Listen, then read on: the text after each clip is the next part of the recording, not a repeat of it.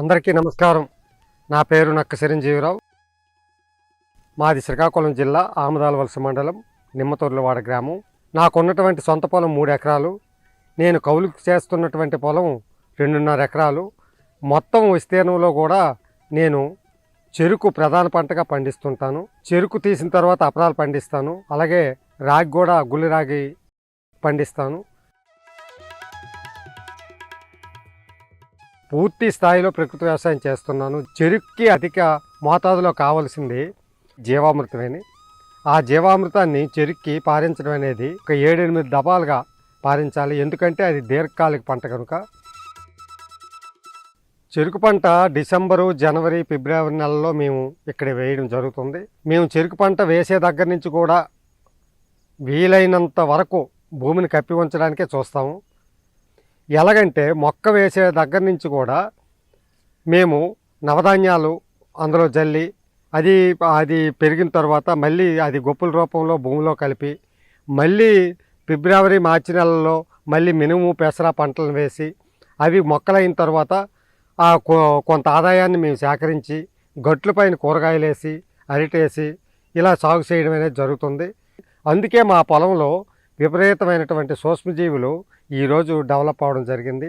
మేము 4 అడుగులు సాళ్ళు పెట్టుకొని దూరం కూడా 2 అడుగులు మొక్కకి పెట్టుకోవడం వల్ల మాకు 2 టన్నుల విత్తనం సరిపోతుంది. ఫస్ట్ మనం చెరుకు నాటేటప్పుడు 400 నుంచి 1000 కేజీల వరకు ఘనజీవామృతం మేము వేస్తాము. బీజామృతంతో విత్తన శుద్ధి మేము చేస్తుంటాం. తర్వాత ఇంకోటి ఏంటంటే బీజామృతంతో విత్తన శుద్ధి చేయకముందల మా కాడ చెరుకు ఆడే పెనాలు ఉంటాయి, పెద్ద పెద్ద పెనాలు.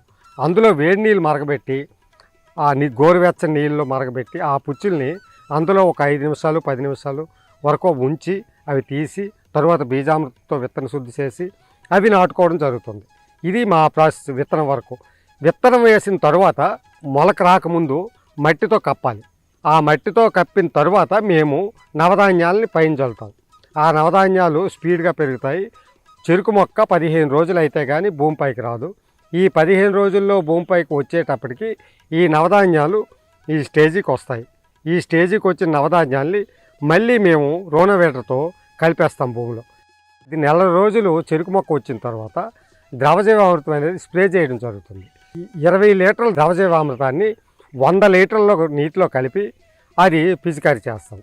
అలాగే రెండవ దప్ప మళ్ళీ 15 రోజుల వ్యవధిలో 40 లీటర్ల జీవామృతాన్ని మళ్ళీ 100 లీటర్ల నీటిలో కలిపి స్ప్రే చేస్తాం. ఇలాగ స్ప్రే చేయడం వల్ల ఏపుగ్గా మొక్క పెరగడం, ఈ చీడపీడలకి గురి కాకుండా పీక పురుగు వచ్చే టైము మార్చి నెలలో ఉంటుంది కనుక ఆ మార్చి నెలలో పీక పురుగు రాకుండా ఉండడానికి, భూమిని సంరక్షణ చేసుకోవడానికి ఆ జీవామృతం స్ప్రేయింగ్ అనేది మాకు చాలా ఉపయోగపడుతుంది. చెరుక్కి కెమికల్ వ్యవసాయంలో 15 రోజులకు ఒక తడి అయితే, మన చెరుకులో అయితే కనీసం 25 రోజులు 20 రోజుల్లో ఒక తడిస్తే సరిపోతుంది. ఆ తడిచ్చిన తప్పల్లా మేము జీవామృతాన్ని స్ప్రే చేసేవాళ్ళం.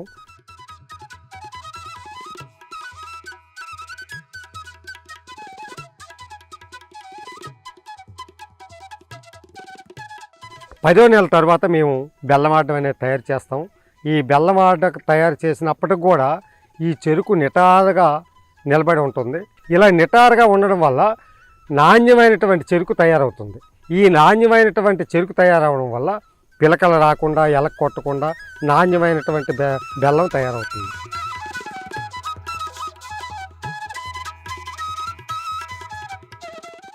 ఈ ప్రాజెక్టుకి నేను ఎంతో రుణపడి ఉన్నాను. ఈ ప్రాజెక్టులో ఇంకా కొన్ని కొత్త విషయాలని నేర్చుకోగలిగాను. నాతో పాటు రైతులకి నేర్పించడం కూడా జరుగుతుంది. ఒకప్పుడు నేను కెమికల్ వ్యవసాయం చేసేటప్పుడు నాకు వచ్చే ఆదాయం కన్నా ఇప్పుడు వచ్చే ఆదాయం రెట్టింపుగా రావడం అనేది జరుగుతుంది. అది రైతులు కూడా గమనిస్తున్నారు. ఇక్కడ ఉండే రైతులందరూ గమనించడం జరుగుతుంది.